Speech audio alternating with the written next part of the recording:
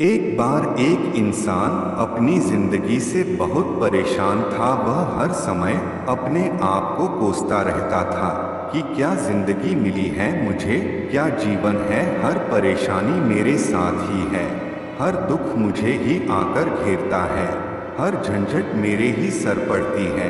एक दिन इसी तरह अपने आप को बैठा हुआ कोस रहा था कि क्या नसीब है मेरा, क्या किस्मत है मेरी, क्या जिंदगी है मेरी, कि तभी अचानक एक बांस अपने शिकार को पंजों में दबाए हुए एक पेड़ पर आकर बैठ जाता है और वहीं पर अपने उस शिकार को खाने लग जाता है।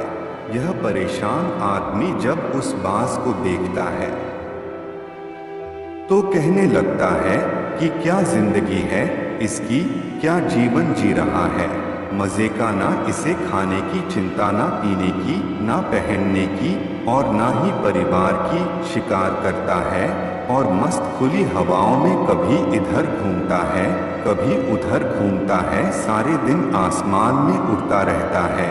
असल जिंदगी तो यही है, जीवन तो यह जी रहा है। और फिर वह आसमान की तरफ देखकर जोर जोर से चिल्लाता है कि काश मैं भी एक बांस होता तो मुझे भी कोई दुख ना होता, मुझे भी कोई परेशानी ना होती, काश मैं भी एक बांस होता। जब वह 2 से 3 बार जोर जोर से चिल्लाता है तो अचानक आसमान में बिजली कड़कने लग जाती है और आसमान से आवाज आती है कि हे इंसान, क्या यह हमने सच सुना कि तू हमारी दी हुई जिंदगी से परेशान है और तू एक बाज बनना चाहता है। तो इस आकाशवाणी को सुनकर यह इंसान हैरान रह जाता है और आसमान की तरफ देखकर कहता है कि हाँ, मैं सच में अपनी इस जिंदगी से बहुत परेशान हूँ, क्योंकि हर परेशानी मेरे साथ ही है, हर दुख मुझे ही है, हर तकलीफ मेरे ही साथ है। तो आसमान से फिर आवाज आती है कि हे इंसान, एक बार फिर सोच ले, हमने तुझे बड़ी प्यारी जिंदगी दी है, लेकिन अगर फिर भी तू चाहता है कि हम तुझे बाज बना दें तो हम तुझे बाज बना देंगे, लेकिन अगर एक बार हमने तुझे बाज बना दिया तो फिर हम तुझे बाज से इंसान दोबारा नहीं बनाएंगे। तो यह आदमी तुरंत जवाब देता है कि मैंने अच्छी तरह से सोच लिया है कि मुझे बाज ही बनना है और एक बार बाज बनने के बाद मैं दोबारा कभी नहीं कहूँगा कि मुझे इंसान बनना है।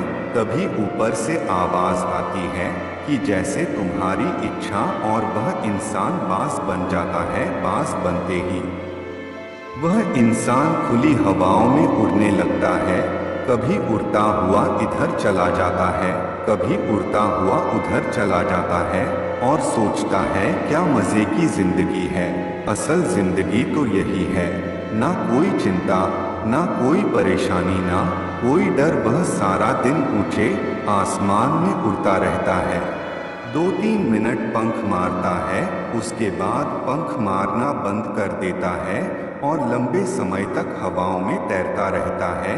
इसी तरह हवाओं में तैरते हुए शाम का समय नजदीक आ जाता है तो वह सोचता है कि मेरे पास रहने का एक ठिकाना भी होना चाहिए। वह पेड़ पर आकर बैठ तो जाता है, लेकिन उसे पता नहीं था कि यहाँ एक और मुसीबत उसका इंतजार कर रही है। और वह मुसीबत यह थी कि 8-10 कौओं का एक झुंड मिलकर इसे परेशान करने लग जाते हैं, इसके ऊपर आकर इसके घाव में चोट मारने लग जाते हैं।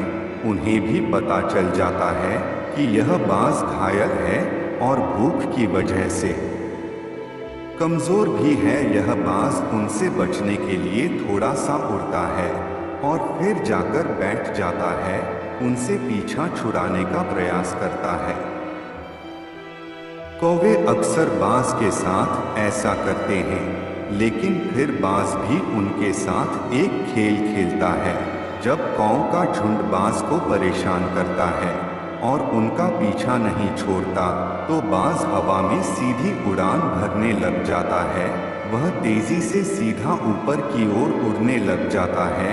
कौवे भी उसके पीछे उड़ते हैं, लेकिन कुछ देर तक उड़ने के बाद कौवे ऐसी ऊंचाई पर पहुंच जाते हैं जहां पर उन्हें ठीक से ऑक्सीजन मिलनी बंद हो जाती है। उनका दम घुटने लग जाता है, उनकी सांस रुकने लग जाती है।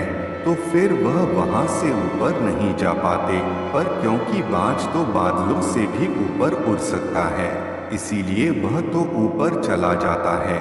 लेकिन कौवे वहां से ऊपर नहीं जा पाते और वो नीचे आने लगते हैं।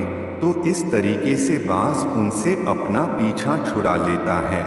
लेकिन ऐसा करने के लिए, इतनी ऊंची उड़ान भरने के लिए, इस बाज के पास उतनी ताकत नहीं थी, क्योंकि यह भूखा भी था और घायल भी था। तो यह उड़ता और थोड़ी सी दूर जाकर बैठ जाता और कौवे फिर आकर इसे परेशान करने लग जाते। इसी तरह भूख और घायल हालत में एक दिन गुजर जाता है, दूसरा दिन गुजर जाता है, तीसरा दिन गुजर जाता है, लेकिन इस बाज की हालत में कोई सुधार नहीं हो रहा था। वह बद से बदतर होती जा रही थी। चौथे दिन जब यह बिल्कुल खत्म होने पर आ जाता है, इसके अंदर बिल्कुल ताकत नहीं बचती और इसका शरीर इसका साथ छोड़ने लगता है, तो यह किसी तरीके से उड़कर पास ही इंसानों की एक हॉस्पिटल होती है, उसकी छत पर आकर बैठ जाता है और वहां से आने जाने वाले मरीजों को देखता है और अपने आप से कहता है कि काश आज मैं एक इंसान होता तो ऐसे छोटे मोटे जख्मों का हॉस्पिटल से इलाज करवा लेता, या किसी को बता देता कि मैं भूखा हूँ, परेशान हूँ, मेरे साथ यह परेशानी है। लेकिन आज मैं एक ऐसा बेजुबान परिंदा हूँ जो किसी से कुछ नहीं कह सकता, किसी को अपना दुख नहीं बता सकता, किसी से कोई मदद नहीं मांग सकता। यही बात सोचकर वह उसी छत पे अपना दम तोड़ देता है। वह अपनी जान की कुर्बानी तो दे जाता है, लेकिन साथ ही साथ हमें यह सीख भी दे जाता है कि आपको जैसा बनाया गया है, आप जैसे भी हो उसी में खुश रहो और उसी में बेहतर करने की कोशिश करते रहो, ना कि इस बात से परेशान रहो कि काश में ऐसा होता, काश में वैसा होता, काश मैं यह बन जाऊं। आपको जैसा भी बनाया गया है, आप उसी में अपना सर्वश्रेष्ठ करने का प्रयास करते रहो। दोस्तों, यह कहानी तो काल्पनिक है, लेकिन हमें जीवन का एक बहुत ही महत्वपूर्ण नियम सिखाकर जाती है कि हम जैसे भी हैं, अच्छे हैं, बस हमें उसी में अपना सर्वश्रेष्ठ करने का प्रयास करते रहना चाहिए।